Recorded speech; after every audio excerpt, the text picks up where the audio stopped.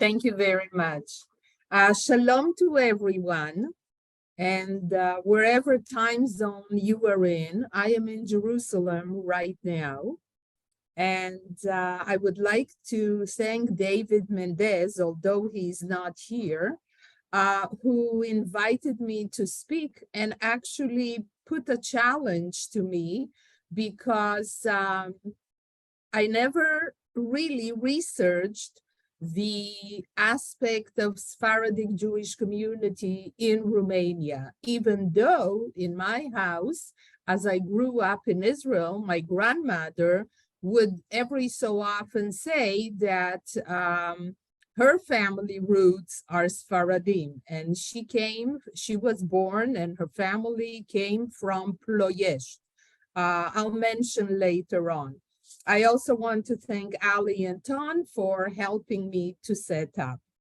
So the way I'm going to present today is a brief presentation, and then I will have some slides that we will talk and discuss about these people and also what's happening today in Romania as far as the Sephardic Jewish community.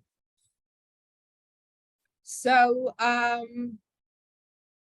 Romania, as you can see in this picture here, it's Romania in the 1600s. However, the size is the same today, just that it's differently divided. This is today's Romania, and we'll keep it here. It's from 1918, right after the First World War, when it got its independence.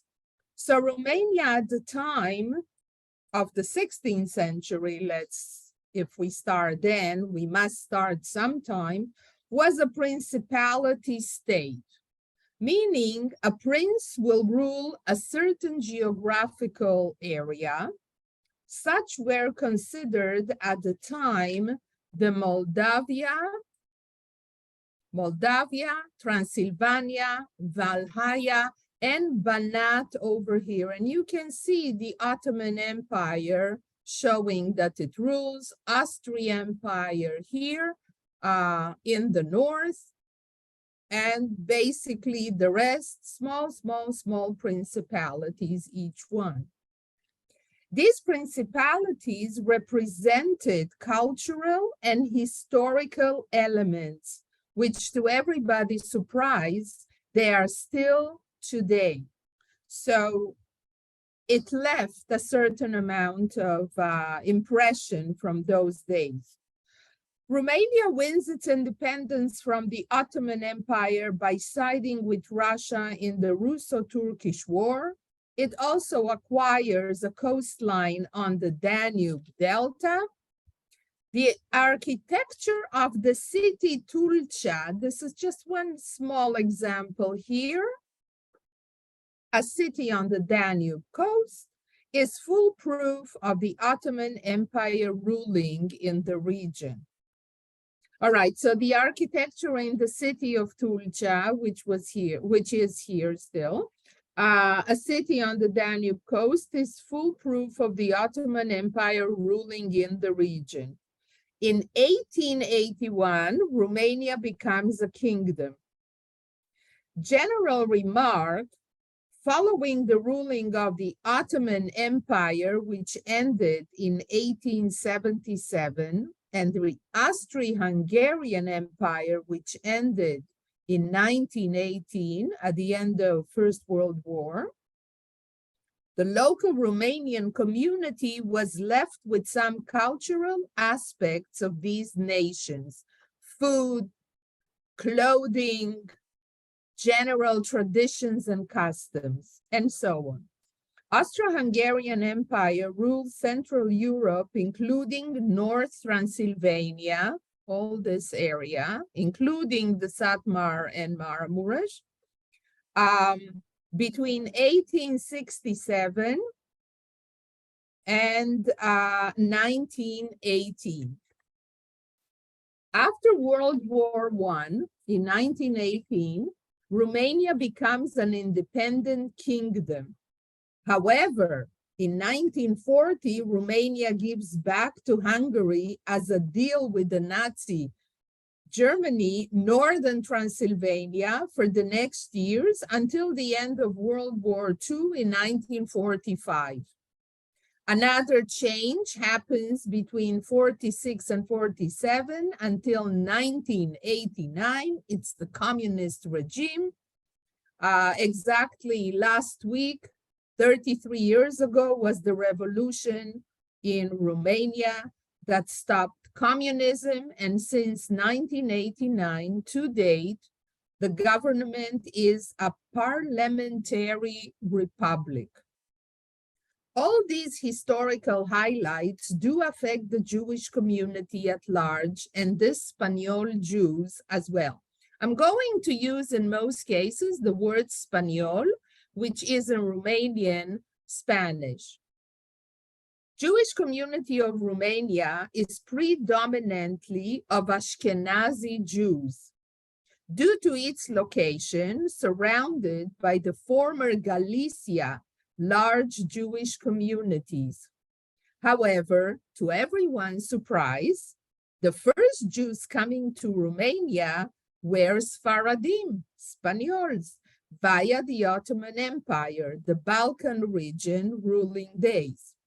Although Jews arrived even as early as the 2nd century via the Romans, that's why Romania is called Romania, because the Romans named it, which must have been former Israelite slaves. The Sephardic Jews were well known as professionals, especially doctors, but also wealth merchants which served the Turks. Many remained in the country once the Ottoman Empire ceased to rule and served as advisors to the courts of the Romanian kings and nobles.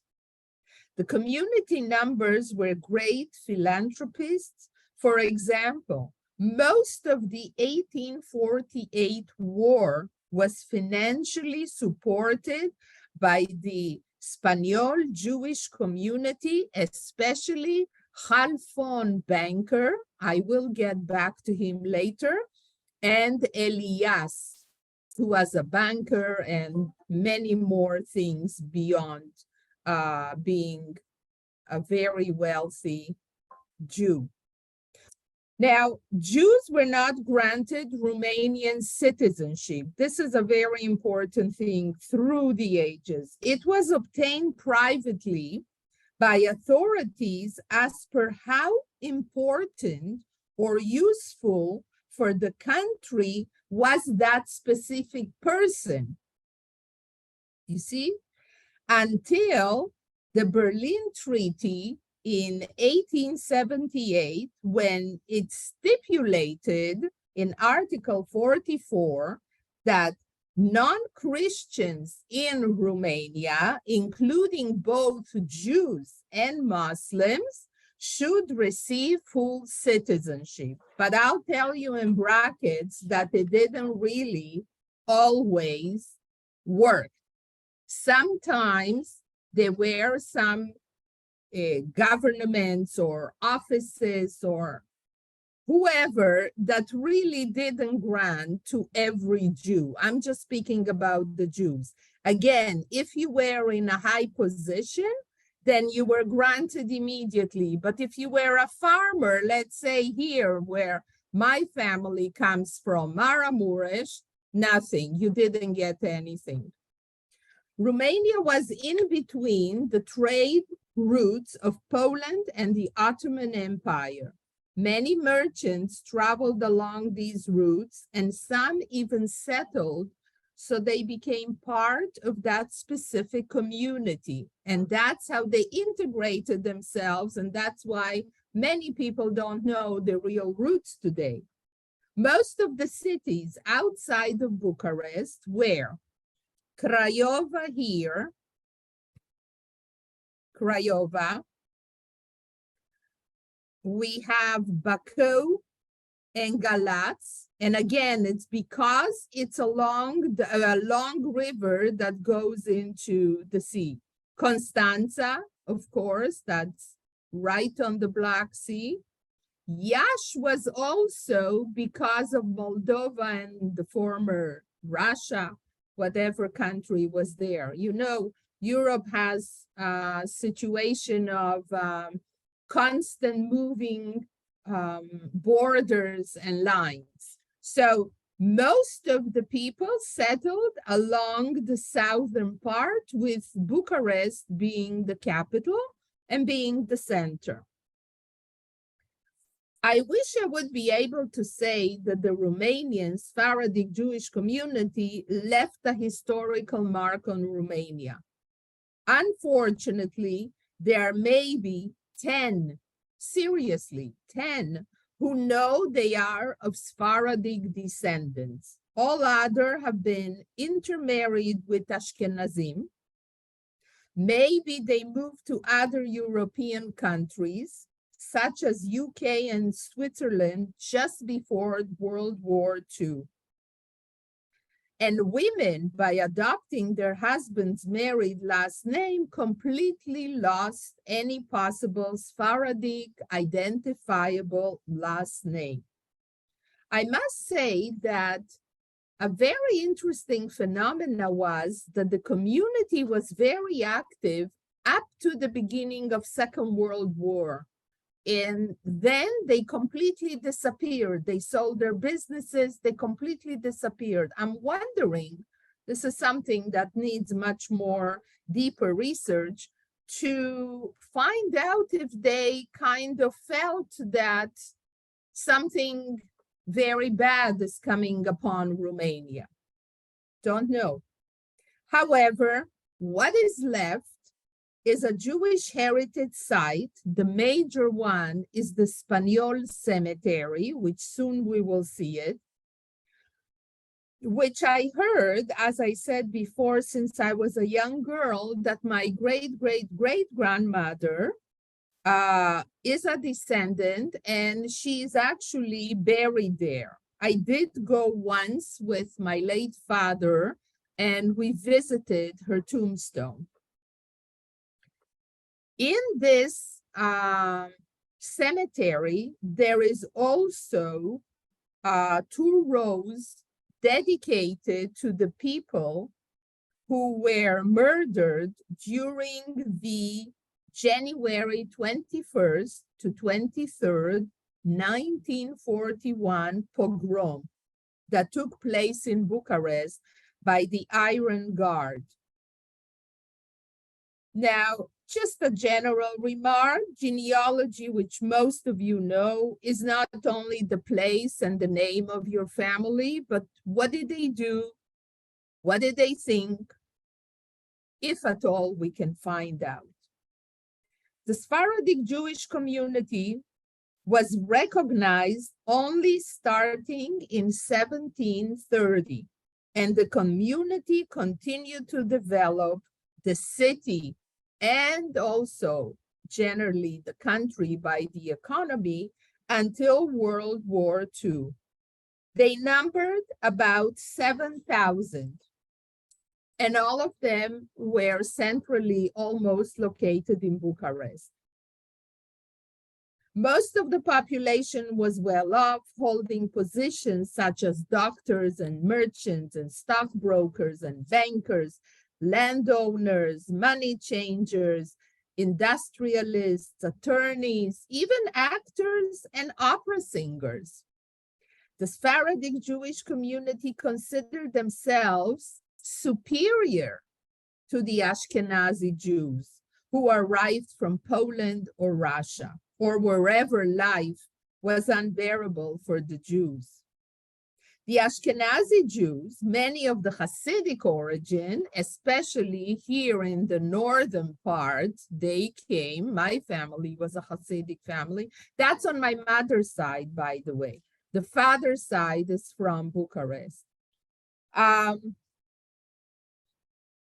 Viewed the Sephardic Jews as more secular and less spiritual and faithful to their religion.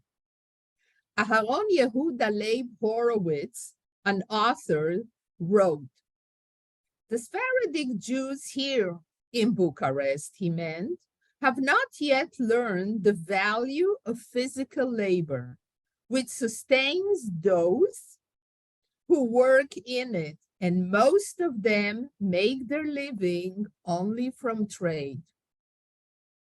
This is a perception.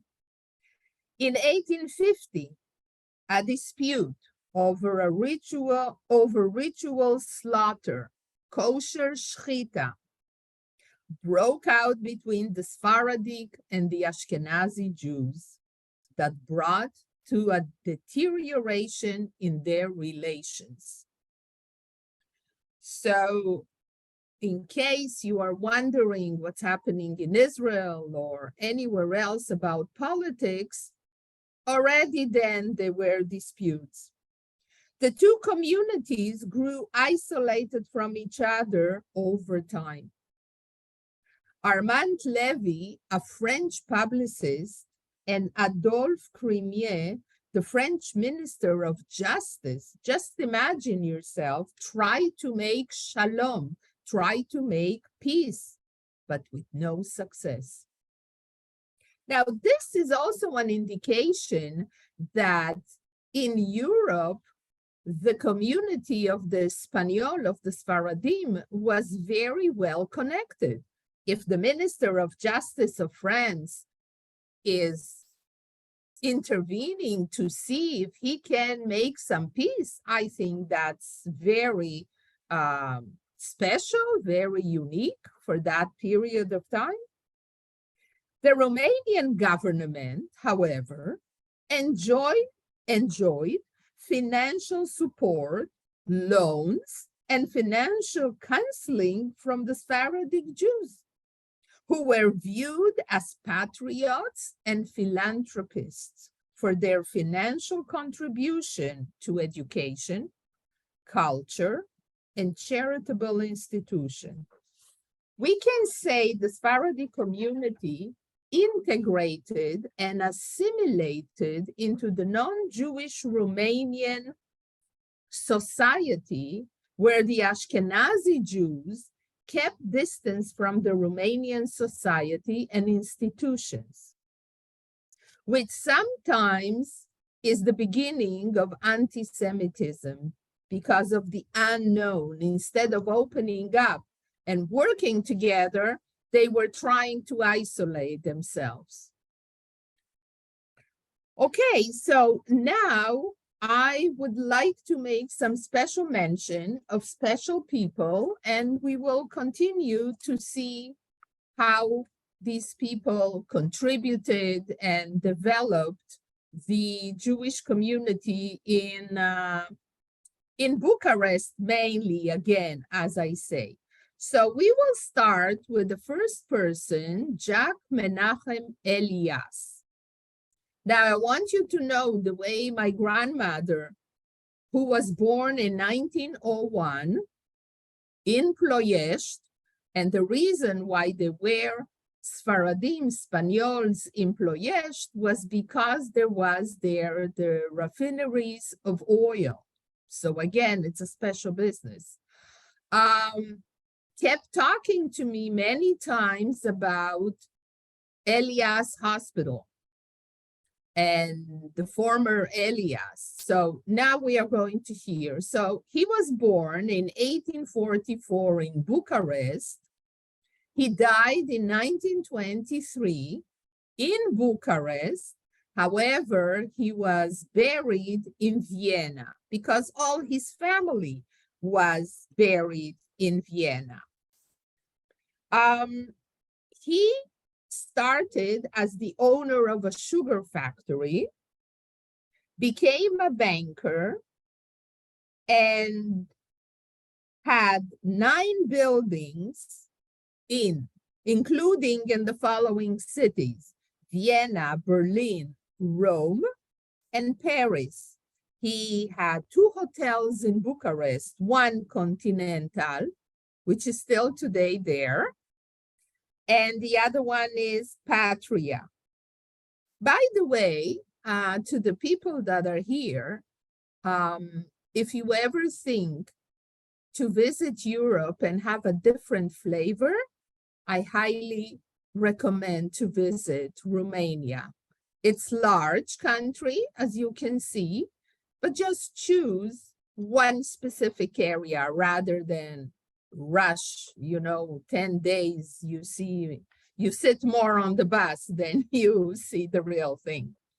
So yes, it's a very pretty place, very interesting architecture and life as well. So back to Mr. Elias, as you can see, he's been extremely well-to-do. However, he kept a very modest life. He also never got married. And he was living, it says here, where I did some research, in an ordinary apartment. And he never visited clubs or casinos. He was the advisor of King Carol I. He definitely had citizenship if he had this kind of a job. Now, he wrote, even though he passed away, as you can see, in 1923, he wrote his will in February 1914, almost 10 years before. And since he did not have any children, he decided to designate everything to the Association of the Romanian Academy. And in his will, he specified that he wants in particular to build a hospital, and he wanted at least 100 beds and in the most modern condition. We soon will see the hospital that happened. And the hospital is called the Elias Hospital, after his name. He died in 1923, and he was taken to Vienna. And in Vienna, at the mausoleum of in Vienna, at the cemetery, the example of architecture is extremely Moorish and Renaissance. And that was built before he died. Again, it seems that he planned everything ahead of time. Now, the hospital was built only in 1938, and it's very modern, and it has 200 beds. Okay, so this is Mr. Elias. Now, here is Spitalul Universitar de Urgență Elias. This is the logo, and it says exactly what I read. So it is a university hospital for emergencies. 200 beds only. This is an aerial view. It is exactly in the area where the large synagogue was located, which we will see soon. And here is another picture of some doctors, just to show how up to date it is. Now, I always like to have also some women in our stories. So this is Garcia Venezian Elias geboren in German. She was born as last name of Elias, but she married a Hillel family, a member of the Hillel family. This is her tombstone, also in Vienna. And here, somewhere, I guess, on one of the sides, it states all her relationships to the rest of the families. And I want to read you only because I want you to hear some last names of the people of the Sephardim at the time. First of all, her name was also known not just as Garcia, but also as Grazia.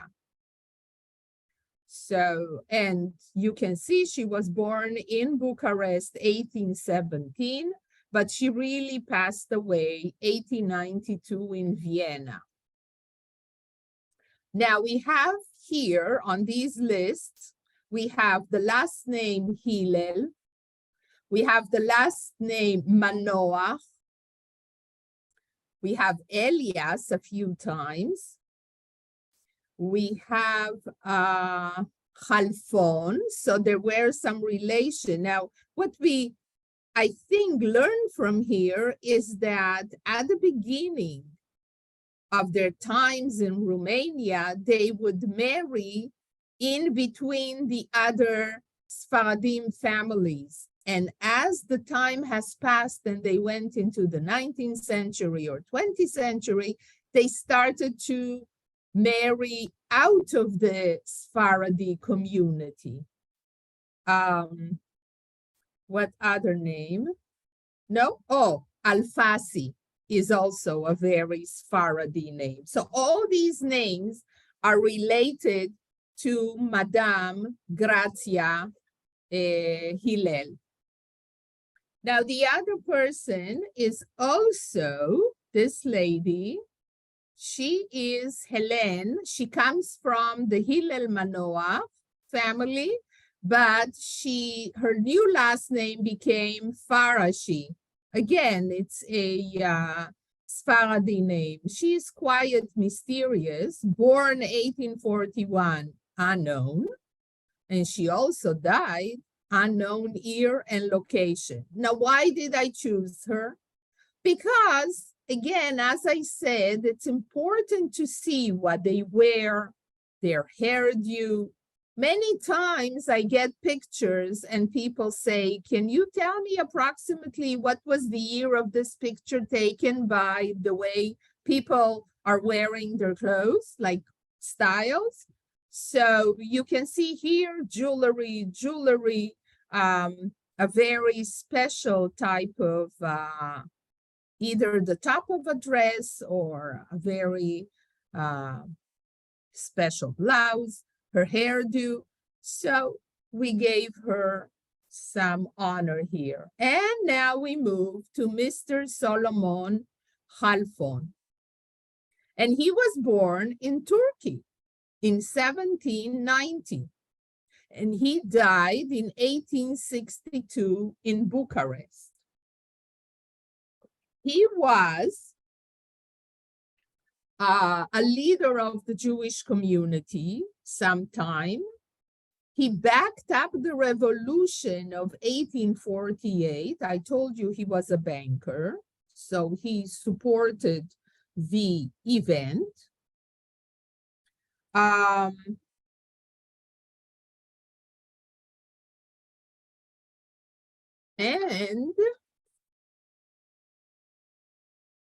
the other important thing he did, he was supporting culture. Now, I don't know how many of you have heard of the Alliance French School. It's a school that started in France, and then it continues in many countries. Some countries who feel that they want their high school standards to be very high, they introduce the school in their country.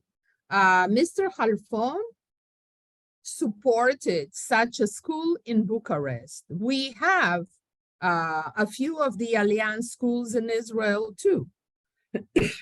Excuse me. So besides supporting, let's say, the war and the revolution, he also supported the culture, which was very important for all of them.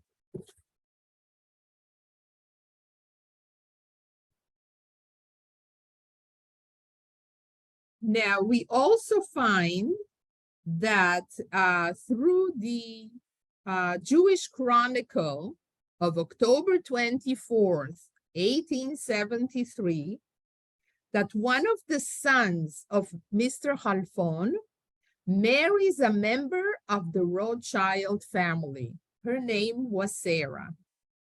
So that's an interesting move right now. It's 1873. The son decided not to marry somebody from the local community, but he married one of the Rothschilds. He was the first one, and there were many others, not specifically from this family, but from other families that I found out that married into the Rothschild family. And there's another reason why they would be attracted. It's because of the money. So that they marry money with money, not one who doesn't have. Okay, so that's about Mr. Halphone. Now, interestingly enough, there is something in Bucharest today. Mr. Halphone, or the family, had two houses in central Bucharest. The address is still the same. It's called Șoseaua Kiselev, which means the road of Kiselev. When you come from the airport and you drive into Bucharest, you come through this road. And now I'm going to make a point. Next time I take the taxi, I'm going to ask him to stop at this address. I want to see what's the situation of the house. To me, it looks that the house presently is probably something like this. And there are lots of them on this road. Some of the better ones, better condition, are houses of various embassies. It's a very fancy street, very wide, lots of trees. You can't really see here in this picture, but it's a very famous street. And I'm wondering what happened to this house. So that's the Halphone family.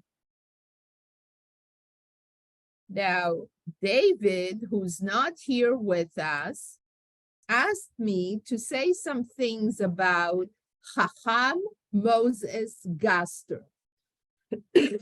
Now, Ashkenazim say rabbi. Sephardim speak about Haham. Haham in Hebrew means wise, smart, assuming and knowing that a rabbi is a smart man. He's a learned man, a scholar. So Haham Moses Gaster was born in 1856 in Bucharest and died in 1939 in UK. Now, who was he? He had a number of titles. He was a scholar, a rabbi, a Zionist, a folklorist, and his grandfather had been a community leader and synagogue founder. But his father was the consul of Netherlands in Bucharest. So he again came from a very special family. Now, why did he get to UK? He was a non grata persona in Romania. Gaster was banished from Romania in 1885, along with others who had campaigned to publicize restrictive legislative measures and administrative abuse of Jews in Romania. So he left the UK. He became the rabbi of the Spanish and Portuguese Jewish congregation in London for many, many years. And one more interesting fact, the Declaration of Balfour that was given to us permission to come back to Israel was written, the draft, I should mention, sorry, the first draft was written at his residence in February 7th, 1917. And in the presence of Chaim Weizmann, who was the first president of the State of Israel, Nahum Sokolov, James de Rothschild, Mark Skies, and Herbert Samuel. So they kicked him out of Romania. He made a name to himself in UK. So it wasn't so bad. Moving right along. So it's in the recording so David can hear it. Okay, moving right along, we come to the very large temple that was in Bucharest. This is the big temple. And it was also called Kahal. Kahal in Hebrew means congregation. Bet Knesset is a synagogue. And what does Bet Knesset means? It means the house of the congregates. So this is the name that they gave, Kahal Grand Synagogue, Sinagoga Mare Española. And it was in the Vekereshti neighborhood. This is the interior, extremely, extremely pretty and nice. And so the synagogue was built in 1818. However, the building was destroyed by the far-right legionnaires in 1941. That was when the pogrom was. And the synagogue was rebuilt after the war. And then in 1986 happened another disaster, but I want to show you first one more picture. This is how the synagogue looked after the pogrom. You see, this is the exact location, just that it's so badly ruined. I want to tell you a family brief story about the pogrom. My grandparents, on the side of my father, my grandfather, Yanku Yaakov, was a tailor. However, he was one of the 3 tailors of the king. He was very well connected. They were assimilated Jews, what we would call liberals. And the chief of police, 3 days, let's say 3 days would be the 17th or the 18th of January, came to my grandpa and said to him, Yanku, I don't know the date, but in the next few days is going to be very bad for the Jews in Bucharest. Somebody will come and tell you, but start to get some food and water. And when the person comes and tells you the right date, go in the basement with your wife and with your 2 sons and stay there. And even if you hear that they break the windows of your house or the door or anything upstairs, don't go up. I gave instructions not to touch your house.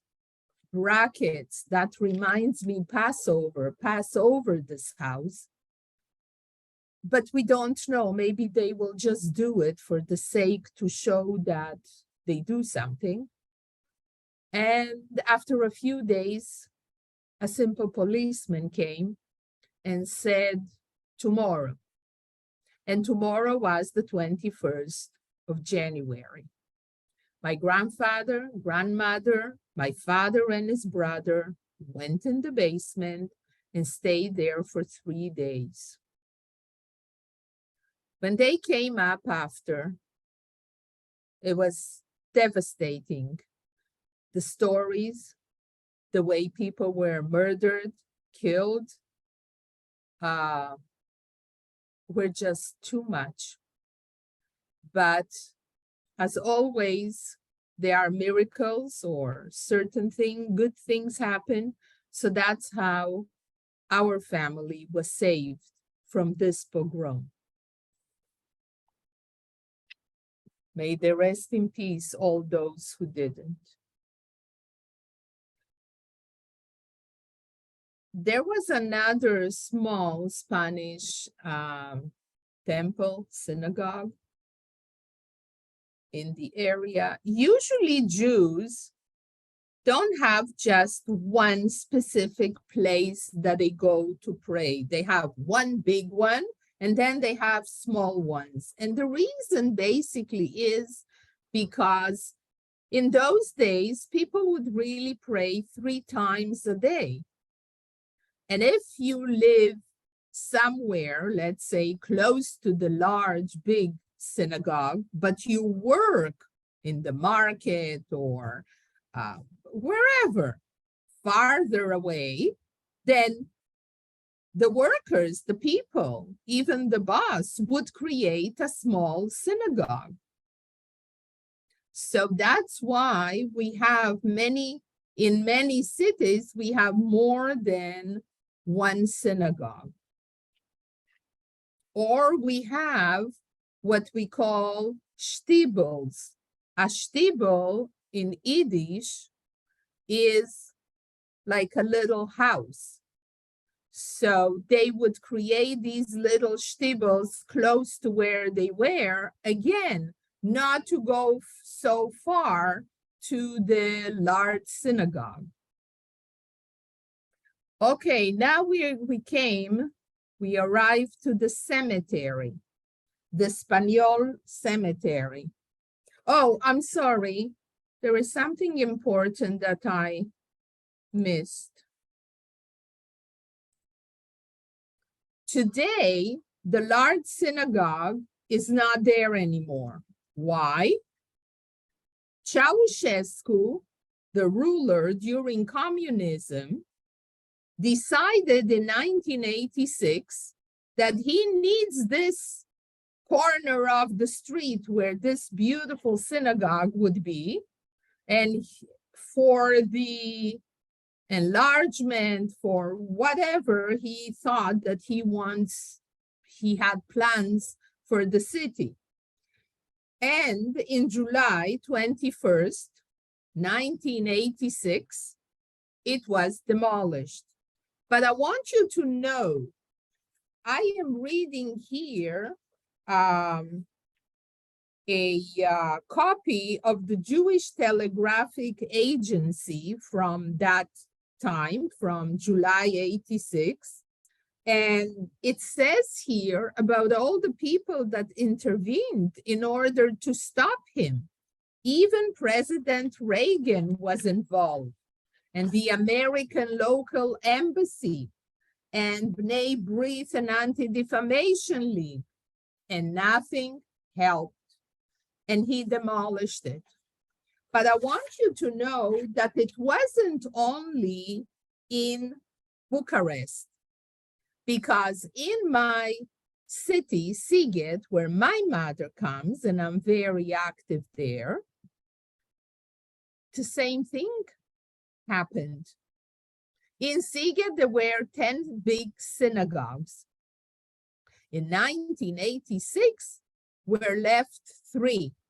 One is standing still, that's the only one we have, and 2 others he demolished. And the sad part is that he didn't let people to take out the religious ceremonial objects, meaning the eternal light, Ner Tamid, the Aron Kodesh, the Holy Ark, the holy books, the Torahs. So when it was demolished with everything in. And that was in 86. 3 years later, the revolution was, but it was fait accompli, was done. So I wanted, sorry, but I wanted to bring that to everybody's attention. So we are back at the cemetery. And this cemetery is called the Sephardic Cemetery. It's very large. It's about 4 to 5 hectares. Now, just to give you an idea, 1 hectare is almost 2.5 acres. So you can imagine yourself. It takes almost the whole day to walk around there. And it has 10,300 graves. Now, I do want to bring to your attention that not all of them are of Spanish descent. Definitely the ones until Second World War, yes. But after that, I have found out by the last names and whatever says next to them that it's famous people. In other words, I mean, that's a compliment. Some people feel that it's a much special or unique or different cemetery that they would like to be buried there. So I found that lots of artsy people are being buried there, either literature, music, art. Yeah, so that's, in a way, it's a compliment. And the saying here says, Cimitirul Evreiesc de Rit Spaniol, the Jewish cemetery of Spanish descendants. Now, we talked about the First World War, and I want to show you that in this cemetery, there is this obelisk in memory of all the Jewish soldiers who fought in the First World War. My grandfather fought in the First World War. I have his picture. And here you can see their tombstones, but this is a general obelisk in memory, and it's in the Spanish cemetery. Now you might say, okay, what do we do today? Well, some people do things. Last month, Bucharest has a Jewish film festival every year, but it doesn't happen the same month every year. I always tell Dan Schlager, this gentleman who's the manager of the film festival, decide on a month, but don't be any month. In any case, this November was the film festival, and he dedicated 2 days, the 15th and the 16th of November, to Zilele Days Culturi, Culture, Sfarad. So he dedicated to the Days of Culture of Sfarad. It took place at the Institute Cervantes, which is the Cultural Spanish Institute that basically teaches their Spanish and any other activity. So they had these 2 days. Now, what did they offer? They offered a few things. They started with a film of Shlomo Bar, who is a Sephardi in Israel, and he's been making music for the past 30 years where he is bringing or tries to bring the Eastern sound and the Western sound and combine them. And the producer was there also. So they showed the film for one evening. The following day, they had a round table and they spoke about the Sfarad folklore. And there were representatives from Uruguay, from Bulgaria, and from Greece. Of course, these people were from either the embassy or the cultural departments. The last thing that was, Turkey produced an exhibit, which apparently is still there, and the title was Jewry in the Ottoman Empire and modern Turkey. So that was sponsored by the Turkish embassy. I think that's really extremely encouraging that out of a whole week, 2 days were devoted to the Sepharad culture. Now, one more thing that happened a few years ago was a book, Tales and Traces of Sephardic Bucharest, by the two authors, came out in 2016, and it was such a great success that's out of print. The problem is that in Romania, you don't usually print more than 300 copies, like 300 to stop.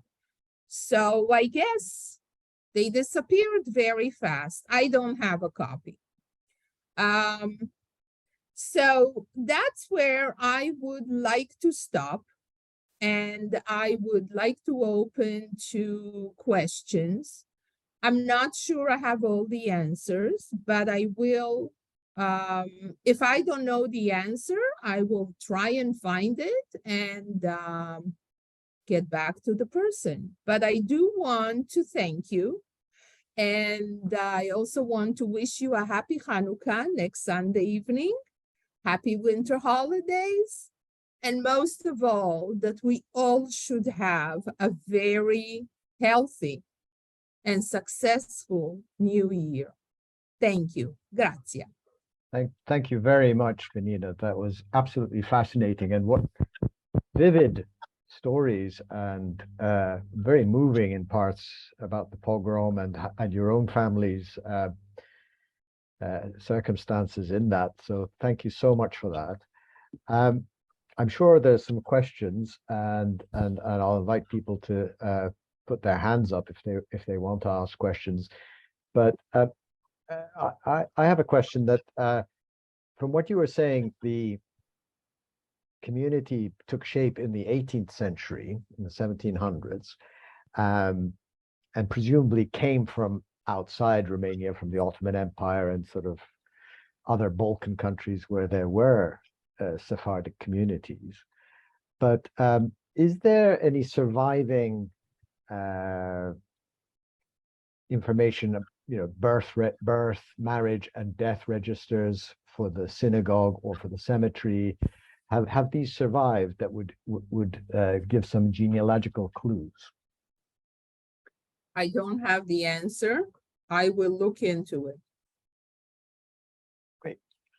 And the other thing, somebody else noticed as well, that in the picture that you showed us of the cemetery, which is obviously the First World War monument, the headstones were vertical, and the Sephardic headstones tend to be horizontal. So I don't know if there's is that just the way it developed over the years, or how did that happen? I think because in Yash is the same thing. Certain communities have this special section for First World War soldiers.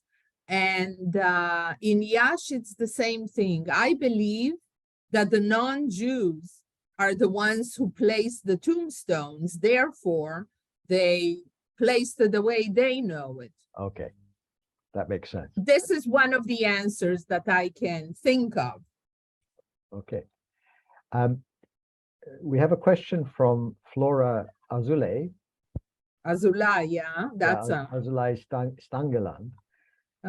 Were any of the religious objects retrieved from the ruins of the synagogue, or did they perish? I will answer this question with an analogy what happened in my community in Sighet.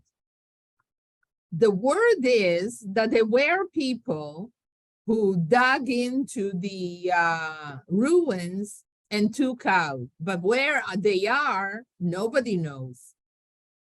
So either people took them personally, or I don't know. But there is a Jewish museum in Bucharest, but they don't have any of those objects. They might have pictures, but they don't have objects. All their objects are from the two large Ashkenazi synagogues. That's very unfortunate. Ton, do you want to It take is. over? Yeah. Back to the cemetery. Do you know if the graves have been photographed or indexed? They are indexed, that I Okay. know. And where can we find that? Is it online or do you have to go there in person? They are online.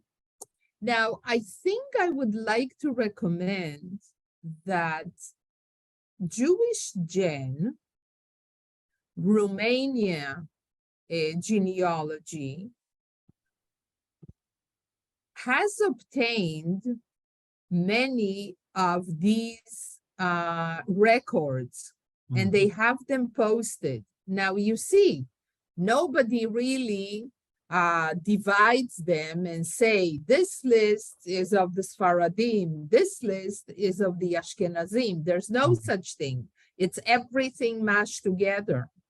Only if you know that, let's say, the name Asher, Azulai, Levi, Solomon, you know, these kinds of names, then you can look and find them. But there is. I can send you the name of the person. His name is Michael. He's in charge of the Romanian genealogy on Jewish Gen, and they really obtained a lot of records. I know that for sure. Okay. I was wondering if there are gravestones that are lying down in that cemetery, or are they all standing up?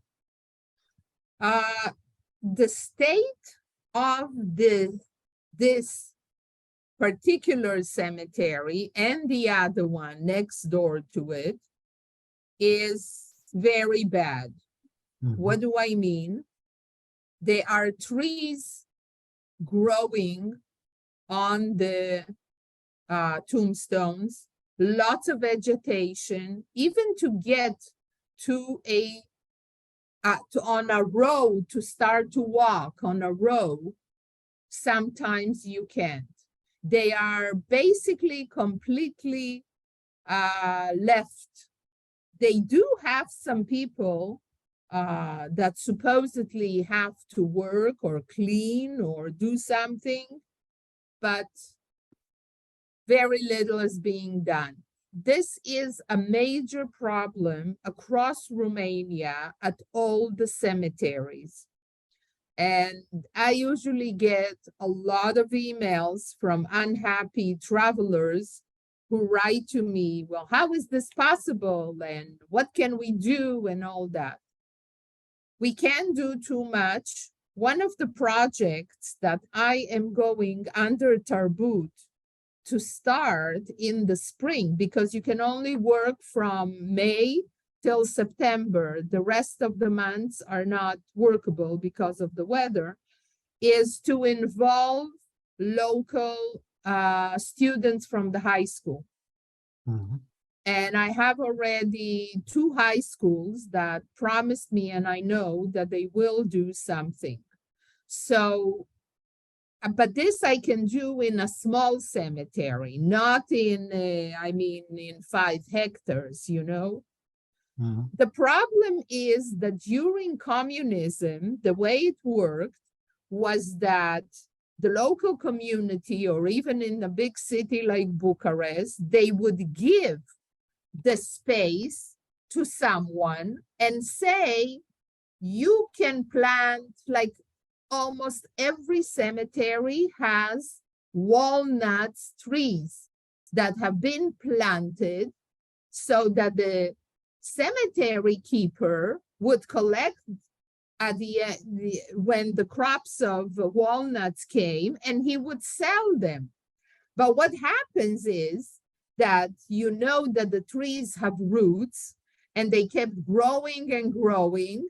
And that's the reason why some of the tombstones fall. Mhm, because the earth is being shaken by mhm, the trees, by the roots. mhm, There was a time when they would just sow barley or any kind of green. It became as a field, or they would bring in sheep or goats.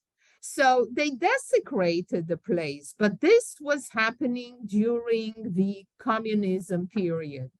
Today, it all depends about the community and how large is the cemetery. The bigger it is, the harder it is to keep it. Just this morning, I got an email from somebody in Cluj who went to see the cemetery, and he said, I know the row, I know the plot, but I couldn't get there because it was so high, the vegetation.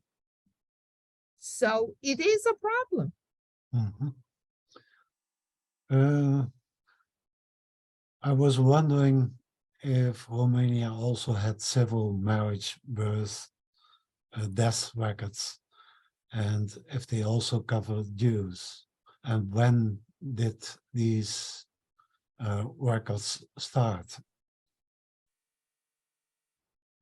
They do have the records, and as I said, the Romanian genealogy is the one who buys them or obtains them, some kind of a deal they have, and they post it. So if you're looking for specifics, they will be able to give you. Okay. Could I ask, Peninah, does your foundation maintain links with a sort of diaspora of Romanian Sephardim, maybe who went to America or South America or Paris or whatever? Is there a sort of community of former Romanian Sephardim who sort of keep in touch and are in touch with you? First of all, let me just say that Tarbut came as a result in 2014 when we observed the 70th anniversary to the deportations that took place in 1944 of this region. Let me go back to the map and you'll see better. Here. We speak about Maramures, this area. This is my area. So people from here were deported to Auschwitz here, let's say, during the month of May 1944. But the whole northern Transylvania was deported anytime from May till the end of June of 1944. I am in touch with people that their roots are here, are from here. To tell you if they are Sephardim or not, usually in my area we're not Sephardim, we're Hasidim, we're those that came from, as I said at the beginning, from the former Galicia that were extremely religious. So that's my answer. But there are people that are in South America and so on, because in 1935, there was a big exodus from Maramures to 3 locations. One group went to Israel, one group went to US, and one group went to South America. So that's why they are Romanians in South America. Mm-hmm. There are also Romanians that survived, came to Israel, and in 1956, after the Sinai War, I remember as a kid, left especially to Argentina and to Chile. You know, we Jews are the wandering Jew. Mhm. Is there a Facebook group for those people? You mean for my people, for Tarbut? For this Yeah. diaspora of Romanians? Not, well, first of all, the majority moved to Israel. So there is one called the Romanian Roots, and it's in Hebrew. Mhm. There's nothing really in English. I have Sighet Generations, which is in English. And then there is Romanian Genealogy, but there is mixed, there's Jews and non-Jews. Peninah, there's a question here from Judy, Yes. who's asking if you have any information on the Teller or Tiller Romanian family who had both Sephardic and Ashkenazi members. Teller or Tiller. Teller sounds more like a Hungarian name. Teller, T-E-L-L-E-R, or Tiller also. T-E. So Tango, Echo, Lima, Lima, Echo, Rome. Teller, right. Or Tiller. Yeah. No, I don't. Can you ask Judy? Judy, what city did they come from? I don't know if Judy, maybe I can unmute Judy. She can ask you. Yes, yes, thank you so much. They came from Bucharest. Uh-huh. And there were Sephardic members and Ashkenazi members who married each other. I see. No, sorry, unfortunately, I can't answer you. I don't know. Well, thank you anyway. I appreciate it. My pleasure. You mentioned one book. Are there maybe other books about the history of Sephardim in Romania, or is that the only one? That's the one I found. Okay. I'm not sure. Now, wait. I read some references, but they were in Romanian. So that's not very helpful. This one is half and half, Romanian and English. Romanian looks a little bit like Italian, so maybe. Also, if you speak Spanish, Italian, or French, you can also understand Romanian, because Romanian is a Latin language. So all these other three are also based Latin. And there's lots of international words, even the word international. It's just that we pronounce it differently. But if you read a few paragraphs, you can figure out, you know, whatever you read is about, because it's really a very easy language. Okay. Is there also a Romanian Jewish genealogical society? That's the one I was saying about Michael, at the Jewish Gen. Yes, he is taking care of the Romanian part. Are you folks aware of Jewish Gen? Yes. Yeah, okay.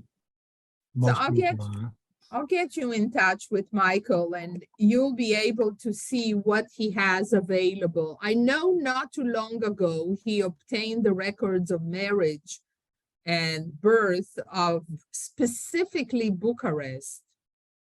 So that's great. Yeah, that could be a good source. Yeah, you mentioned that the father of Haham Gaster, Yes. the consul for the Netherlands in Bucharest. Yeah. I looked up the Dutch, the archives of the Dutch consulate in Romania have been preserved from 1860. So his name will turn up there. I think so, sure. yeah. And I even found one Sighet Gaster mentioned in those archives. And there's a dossier about him. And also about the Karel, which to me also sounds Sephardic. Have you ever come across the name Karel? How do you spell it? C-A-R-O. Caro, sure. That is a Spanish name. Yeah, Caro, sure. nice. I think we are out of questions now. So, Ari, I think we'll conclude the evening. And as always, Sorry, Ton. Sorry, I was on mute and I couldn't get myself heard. Oh. Bernard has a question. okay, that's the last question of tonight. Okay. First of all, thank you for the talk, which was fascinating. I would love to know what evidence there is of the arrival of the Jews with the Romans. You mentioned that they came in the 2nd century, and I'm wondering whether there were Jews continuously between then and the arrival of the Sephardim.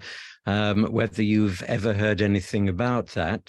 But you also mentioned I think it was the Elias family being advisors to the Prince of Romania. Or was that a different family?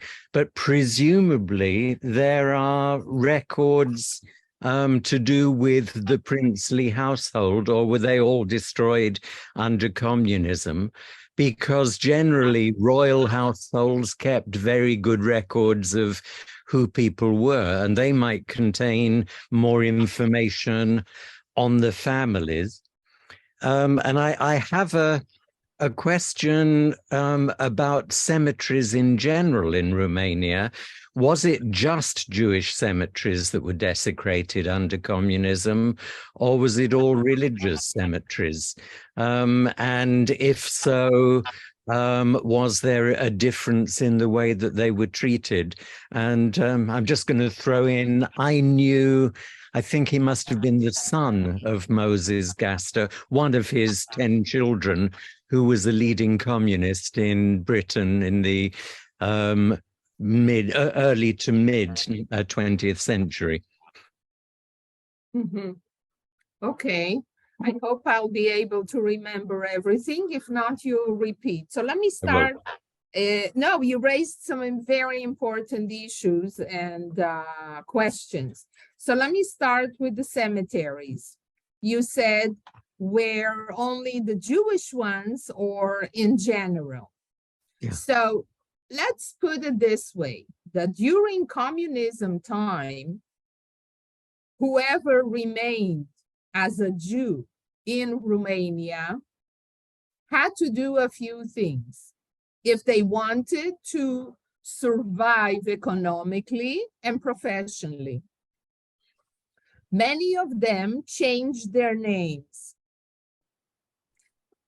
Many of them moved and took new identities. You see, according to the census, there are only 5,000 Jews today in Romania. I wasn't born there. I was born in Haifa in Israel. I go to Romania since 98, okay, 10 years after the revolution. And I've had many, many opportunities to meet people who tell me, I was only 16 when I found out that I'm Jewish. And because of a neighbor who hated my mother, and she is a radio reporter, or someone that discovers that they were Jewish when they went to the city hall after both of their parents died to sell the piece of land and the house. And there it said in the register that Mr. X, whatever his name was, is Mosaic. Mosaic means Jewish. So what I'm trying to tell you is that it was very, very hard to live under communism as a Jew. Either you were a party member and you had your red book, and then even as a Jew, people knew that you are Jewish, but because, let's say, you were a great engineer or a doctor or a very important person in the Romanian army, they would pass the fact that you are Jewish, but you will have all the privileges. But if you didn't join the party and you didn't change your name and everybody knew that you were Jewish, you were just suffering. Now, going to the cemeteries, many people did not get buried in a Jewish cemetery during those years because of fear. What did Ceausescu do? He basically, it wasn't just him, it was the Communist Party. Anything that was Jewish had to be destroyed, because in communism, you do not practice any religion. There's no religion, there's the party, there is communism.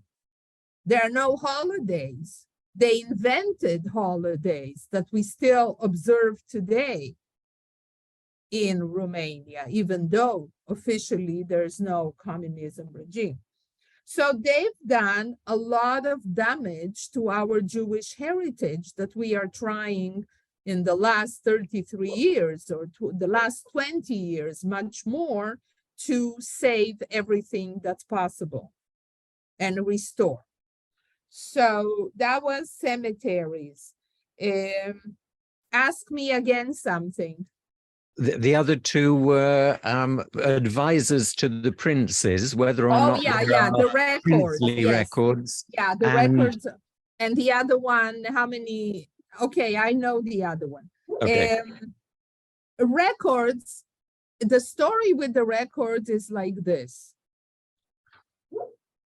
Very few records are being released because it's the constant fear. You see, the fear is, what are you going to do with the record? Why do you need the record? Because they constantly, even, you see, 33 years ago, somebody was 30. Today, they are only 60.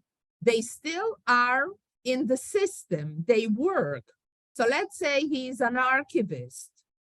He's not going to give you the information unless you come with an authority, with a letter of authority. Let's say you want to write a book and the publisher writes that for the best book that can come out, you need this information. Then he's going to give it. But if you come as a Mr. X, you're not. Look, I'm going to look, I constantly look for records, simple ones, the name of the father, birth certificates, death certificates. Very seldom I go to look for something of an address of a house. Oh boy, when I come to look for an address of a house, it's like you throw on the archivist a block. He's so afraid. Why? Because I'll go supposedly and claim the house. So they still, again, I'm using the word supposedly, it's a republic, democrat country. But, you know, it took the Jews, sorry of the analogy, to wander in the desert for 40 years, not to have the mentality of slaves. Well, here we are only on 33rd year this year. So they are still in the system and they are acting like they used to do before. Unless I bring a little gift, I say a good word, nothing moves. Thank you.